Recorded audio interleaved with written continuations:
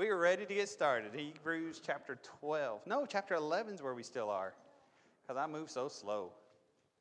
Hebrews chapter 11, this is the third week of it, I think.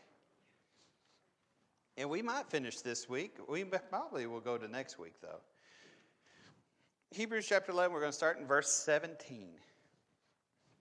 Did I ever give you one of these? You want one? We'll start in verse 17. I wanted to split the chapter here for our studies because you study Abraham, then you kind of go away, then you come back to Abraham again. Remember we talked about Abraham leaving, being called, and then we talked about Abraham having a child named Isaac. And now we're coming back to Abraham again to talk about him and his sacrifice of Isaac as we go through. So we are in verse 17 is where we'll get started today. Hebrews 11. Okay. By faith Abraham, when he was tested, offered up Isaac, and he who would receive the promises offered up his only begotten son, of whom it was said, "In Isaac your seed shall be called," concluding that God was able to raise him up even from the dead, from which he also had received him in a figurative sense. By faith Isaac blessed Jacob and Esau concerning things to come. By faith Jacob, when he was dying, blessed each of the sons of Joseph and worshipped, leaning on the top of his staff. By faith Joseph, when he was dying, made mention of the departure of the children of Israel and gave instructions concerning his bones. All right, we sit there at verse 17. What's the deal with Abraham and Isaac? How long did Abraham wait for Isaac to come? Anybody remember? Well, yeah, he was about 75 when he received the promise, you're going to have a child. And it was about 25 years later, around that area, when he finally had his child. Is that right? Is my math right? So, that's a little different than what we expect when we get our prayers, isn't it? I was reading a commentary on this passage a little bit earlier. We talked about it in our Thursday morning class. We expect a microwave Christianity, and God gives us a crock pot. Right? And a lot of times you have to wait for hours and hours. You have to wait for years and years for things to make sense the way they ought to make sense. Abraham expected to receive that promise, and he was patient. He waited, well over 10 years before Ishmael came along. Finally, he got in his mind, I'm going to fix God, fix the way this is going on. And so he had his relationship with Hagar. And because of that, it was a thorn in the side of his people for the generations to follow. Well, 10 years for us seems like a long time to wait. There's a lot of times in our lives where God works in ways does not make sense. And we wait years and years and years until things work out. Sometimes not even in our lifetime, which we talked about last week. Many of these people never saw the promise fulfilled. Abraham passed from this earth before he saw his children get the land. And so it's amazing the way that works. So here you are. Abraham has waited 25 years. Isaac comes. And now when Isaac becomes a young lad, we're not exactly sure how old that is. It's become in vogue a little bit to say Isaac probably was a teenager by this time. What does God tell Abraham to go do? You go sacrifice your son, your only begotten son. Now what's interesting is you look back there at Hebrews chapter 11, that word begotten is used, the monogenes, the one-of-a-kind son, okay? That's only used of one other person in the Bible. You think of who that is? Jesus, John 3:16. For God so loved the world, he gave his only begotten son. It's the only other time that language is used. So here you see just how precious Isaac is to Abraham. That same relationship name is used for God and for Jesus. And so Abraham is told, you need to go up on this mountain and sacrifice the thing that's most important to you.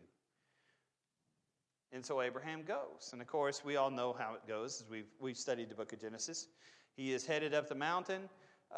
He tells the people, his servants, he says, you stay here while we go yonder and worship, and we will return to you. It's kind of cryptic, isn't it? You see from that passage, most likely Abraham thought, I'm going to be bringing my son back. He didn't know how, but he knew God would work it out. Then he goes up the mountain, and what does the son ask him? Father, here's the wood, here's the fire, but where is the what? Where's the sacrifice? And what's Abraham say to him? God will provide. Okay? And so then we go up. He binds his son. He raises the staff, raises the knife to put him to death.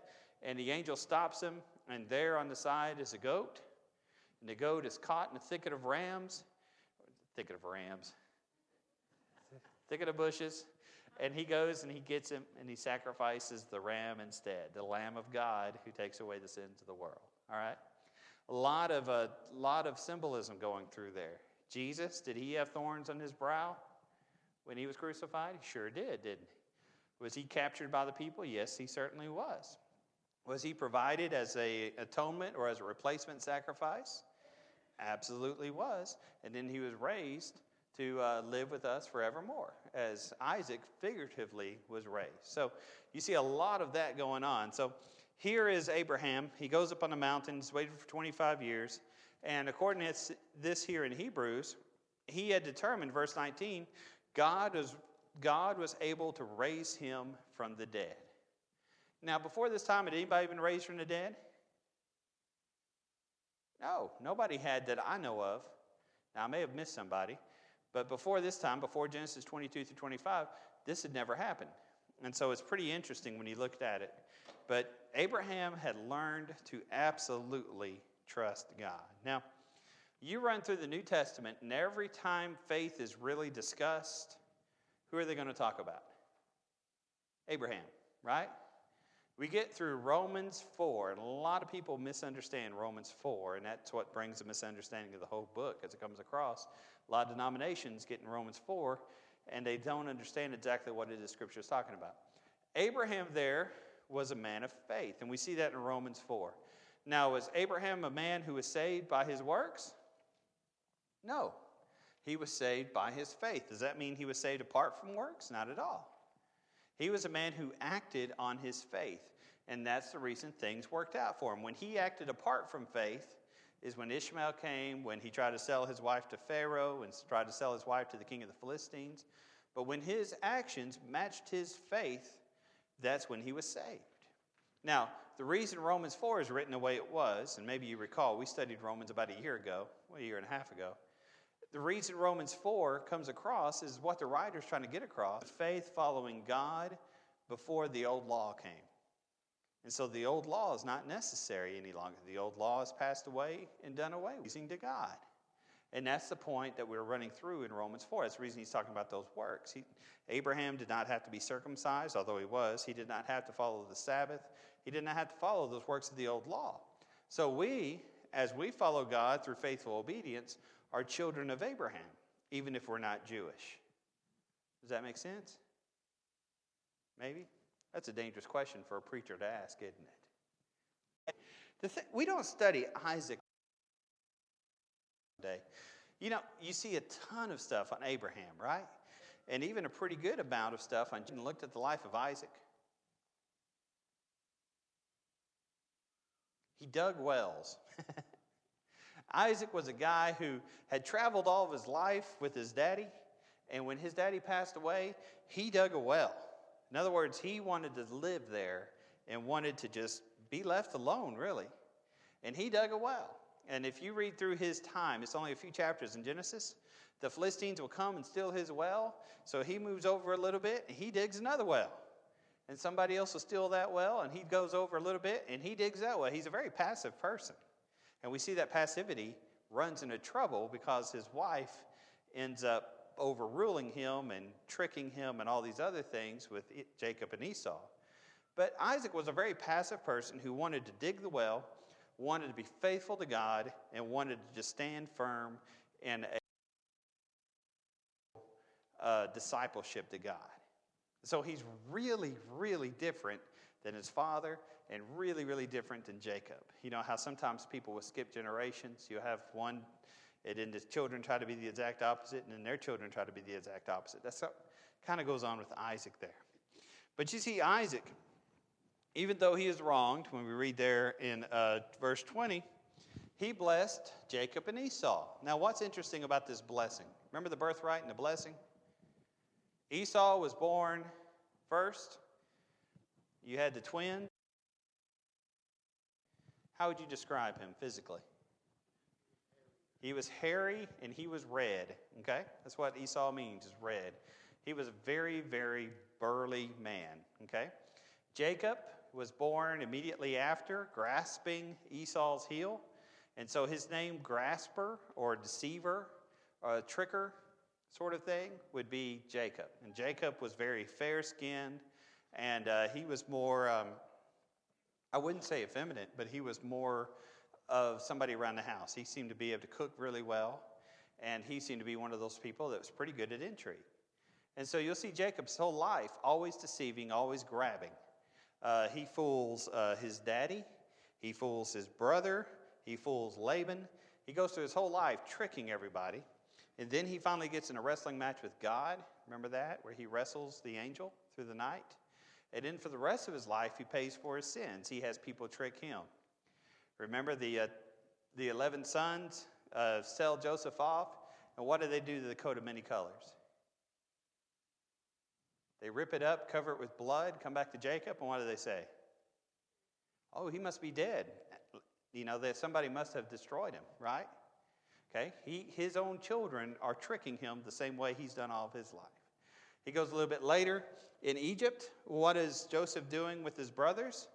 I'm not going to feed you until you bring Benjamin. I'm not going to feed you till you do this just the right way or whatever else it may be. So the early part of Jacob's life, he's fooling everybody. And the second part of Jacob's life, he's getting fooled by everybody.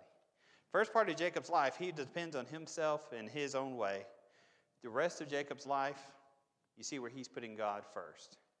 And even though physically he's weaker and mentally it appears he's weaker because everybody's getting him, he's still faithful to God, and he's much better later in life than he was earlier. Wait a minute. Going back to Jacob. He blessed both sons, or Isaac. He blessed both sons, Jacob and Esau. Even though he had been fooled, even though he had been tricked, he blessed both. And he did that because of faith. Now, Jacob, Genesis chapter 49, works as an outline of the entire Old Testament. So if you ever want to outline the Old Testament in a little different way and study it in a little different way, Jacob goes through Genesis 49, and he gives a blessing to each one of his sons. It's really interesting to read each one of those blessings and then go through each character of those tribes and see how that blessing is of kind of doing a survey of the Old Testament. Faith spoke of the Exodus, and he allowed himself to be mummified, and carried to Egypt. Let's kind of take a trip off the beaten path, okay? Okay. There's a lot of questions. They were doing a question-answer session at church one Sunday night, and somebody had written a letter to him about moratoriums. What about donating your body? Is there a certain way you ought to do one thing or another? That's a question that comes up pretty often, isn't it? And a lot of times we'll look at it and we'll think, well, my goodness, what does the Bible teach about what you do to a body when it dies? Any of y'all think of a verse? Ashes, ashes, dust to dust. Okay. What's another verse? Okay, you return to the earth. Okay. What happens at the end? When the Lord begins calling up souls, he calls them up from the sea, from the beast, and from the land, right? You look over in the book of Revelation. Okay. A lot of times, you know what I mean? Okay. I have run across a lot of preachers who say it's wrong, bad thing to do, because they say there's no cremation anywhere in the Bible. And they say cremation's over in India and China and things like that. And so it's wrong to cremate something. Notice they buried in Old Testament times really different than we bury today. That tomb. Now, if you'll notice, the king of Sod, who died just recently, people in Israel, when they get blown up or whatever with these terrorist attacks, in Israel, in the Middle East, they bury that day. And that's the way they did it in Bible times. They didn't embalm. They didn't do anything to prepare the body. A person would die, they would bury him almost immediately because of the humidity and because of the temperature. You wanted to get the body disposed of as quickly as possible. So you would lay the body then, you get those bones and put it into an ossuary. And those bones would be stacked one upon another. And it was kind of a collection which the family had. And so a family would buy a tomb. We see this with Jacob and his wife. They would buy a tomb, those are the bones. The next person would die. You'd dispose the way that they did it in Bible times. Now, is that right? I'm not really attracted to the idea of getting my ancestors and what I would do for fun, you know? That's one of the things they would do back at that time. And so what we do today, I guess the point I'm trying to get across is the way people bury today and the way we do it, it's maybe abiblical. It's not mentioned today. If you want to stick somebody in, there's nothing in the Bible that says that's wrong. If you want to dispose of the body as far as science and try to help other people, there is absolutely nothing in the world wrong with that. All those ways are approved because none of those ways are disproved. The Bible really doesn't talk about that. Now, why doesn't the Bible talk about that? Embalmed and placed in a vault? Probably can figure it out. Okay. Can the Lord resurrect a body which has been cremated and turned to dust? Body which has been, you donate different parts of your body to different people. Can the Lord resurrect? Can do all those things. And so much money you're willing to give to somebody, that's more of what the issue is rather than being biblical or unbiblical. Now, anybody have a question? Or if you disagree with me, that's perfectly fine. I've been married 20 years. I'm used to it. No, not really. Kyle hardly ever disagrees with me. With Hebrews 11, but I thought, it's kind of a question that comes up sometimes. And it's one of those, and how you can bury somebody. Go ahead, Doris. It's not a physical body that he's raising, There's a resurrection. Physical resurrection, spiritual resurrection. Okay? 1 Corinthians 15 would probably be the verse you would look at most there. And then also you would do some work in 1 Thessalonians. The way I understand Scripture, and I know some people understand it differently, the way I understand it is a physical resurrection, but it's a different kind of body. When we're resurrected, we'll look like Him. We don't know what we're going to look like, but we'll look like Him, and that should be enough. That's 1 John chapter 3, verse 2. 1 Corinthians 15, starting at about verse 40, somewhere in the that which is perishable shall put on imperishableness, and we will be different. In the twinkling of an eye, at the blowing of the trumpet, our bodies will be changed. So somebody says, well, is it a physical or a spiritual resurrection? I think it's both. I don't know what I'm going to look like. I think we're just going to be little orbs hanging out. I don't know. And I'm not sure anybody. Yeah. Well, that's what somebody asked me one time when I was talking about a physical resurrection. They said, well, hey, and I was talking to him, I'll point over here because he was spiritual resurrection. And he said, well, hey, when I'm resurrected, am I going to have hair? And I said, oh, no. And, you get a little fetus, somebody who aborted, they're not going to be that big in heaven, and kind of hanging out with us. I don't think. But I don't know. I don't know. I know when my dad passed away, he wanted his high school pick that, but he said that's when he thought he was what we did. Than what my parents saw me as when I was growing up. He said, unless a seed is planted, it can. So I truly believe that because they are a seed that is planted in death, and God resurrects them to the same glory. If you look at a wheat seed, a wheat germ, you would never look at that and expect and say, that looks like a wheat plant. You would never look at a seed out of an orange on a tree. It's totally different unless seed of what it would create. Same with a mustard seed. And that's kind of what's going across there in 1 Corinthians 15 and also with teachings of Jesus. We don't know what we're going to be like, but once we die and then we're resurrected, we're something totally different. So that's a great point to bring out. Yes, sir. And Luke chapter 24, verse 39. Yes. It says that talks about flesh and bones. Yeah. So how do you relate that? Yeah. Well, go ahead and read it for me. Okay. Luke 24:30. Is I myself. Handle me and see, for a spirit hath not flesh and bones, which you see me have. Jesus resurrected. You see it in Luke 24, and you also see it in the end of the book of John.